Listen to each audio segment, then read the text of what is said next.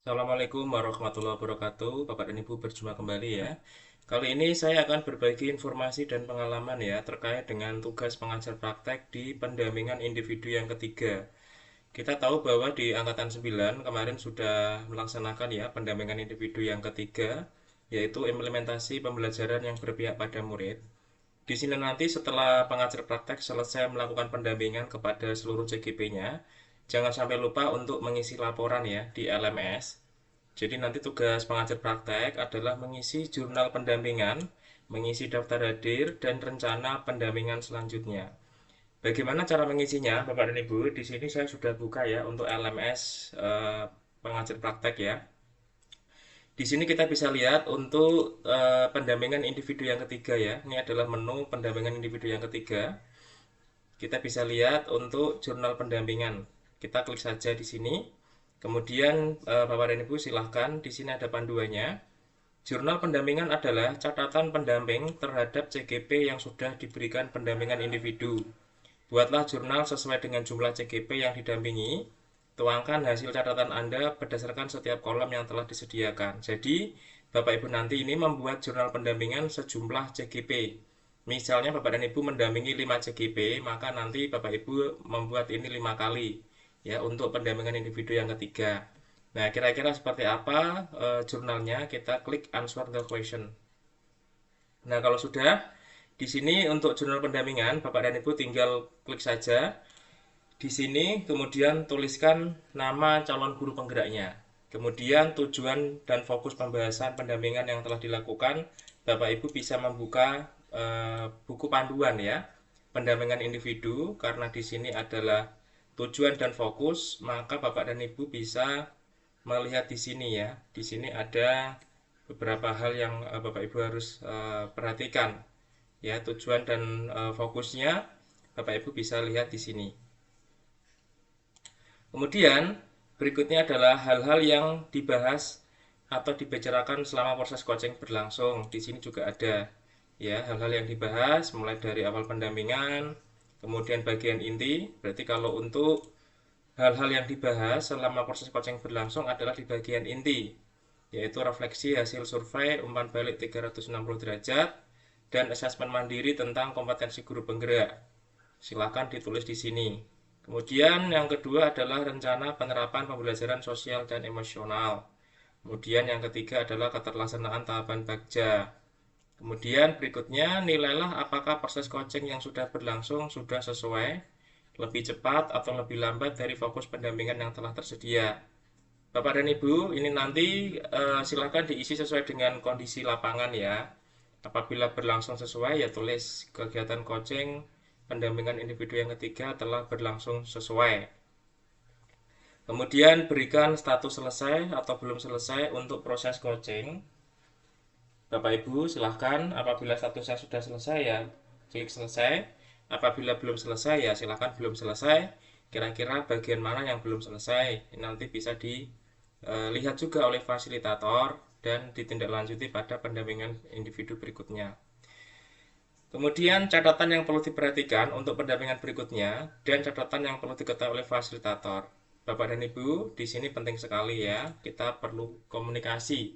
Kita berikan catatan kepada fasilitator. Contohnya misalnya untuk CGP si A belum menguasai tentang refleksi setelah selesai pembelajaran. Nah, nanti fasilitator akan membaca dan akan dilanjutinya ketika di ruang kolaborasi, kemudian di elaborasi pemahaman, kemudian bahkan di eksplorasi konsep.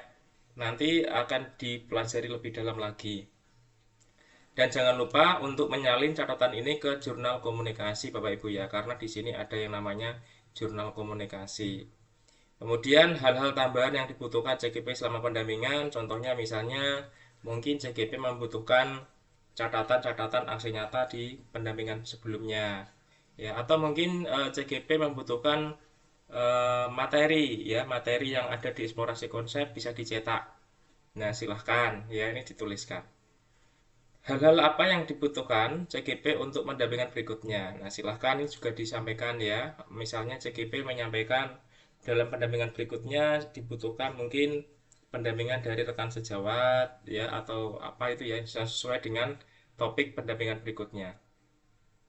Yang kesembilan, hasil pemantauan terhadap perkembangan sikap CGP telah melakukan pembelajaran daring. Setelah melakukan pembelajaran daring, artinya bagaimana CGP setelah selesai belajar di LMS ya selama kurang lebih 1 bulan, perkembangannya bagaimana ya, penambahan pengetahuan, perubahan sikap dan sebagainya. Ini juga sama Bapak dan Ibu ya, keterampilan bagaimana perubahan keterampilannya selama kurang lebih 1 bulan. Kemudian Bapak dan Ibu silahkan unggah media terkait dengan pendampingan individu, diunggah dokumentasi kegiatan. Jadi nanti setelah ini Bapak Ibu selesai semuanya, diisi sesuai dengan jumlah CGP. Kalau CGP-nya ada 5 ya Bapak Ibu mengisi ini sebanyak 5 kali ya, dengan nama CGP yang berbeda-beda. Kalau sudah di submit questionnaire. Itu yang pertama Bapak dan Ibu. Yang kedua adalah terkait dengan dokumentasi. Ya, di sini ada juga dokumentasi, ada rencana tindak lanjut, ada dokumentasi, dan ada juga penilaian refleksi CGP.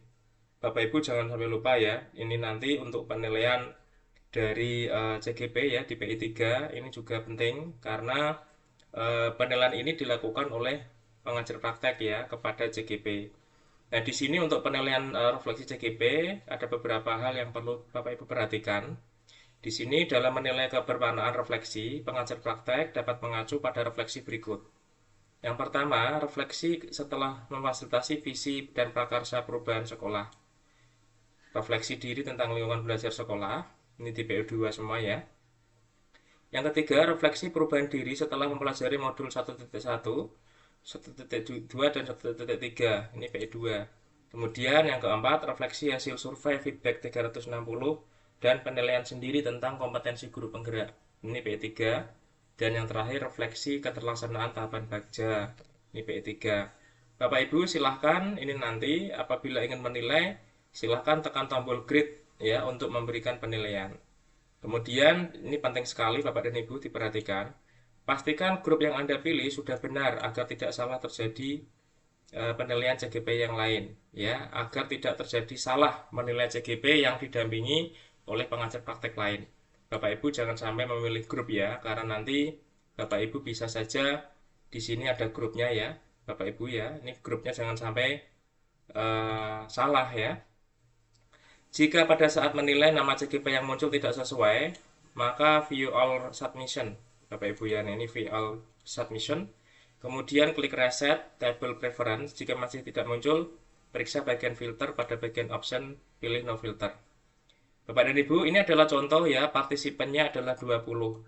Ya, di sini Bapak Ibu tinggal klik tombol grade ya. Caranya seperti itu. Jadi untuk menilai pendampingan individu, Bapak Ibu tinggal bisa view all submission, nanti kita grade satu-satu atau langsung tekan tombol grade ya untuk menilai.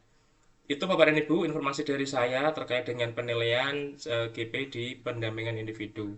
Semoga bermanfaat. Terima kasih. Wassalamualaikum warahmatullahi wabarakatuh.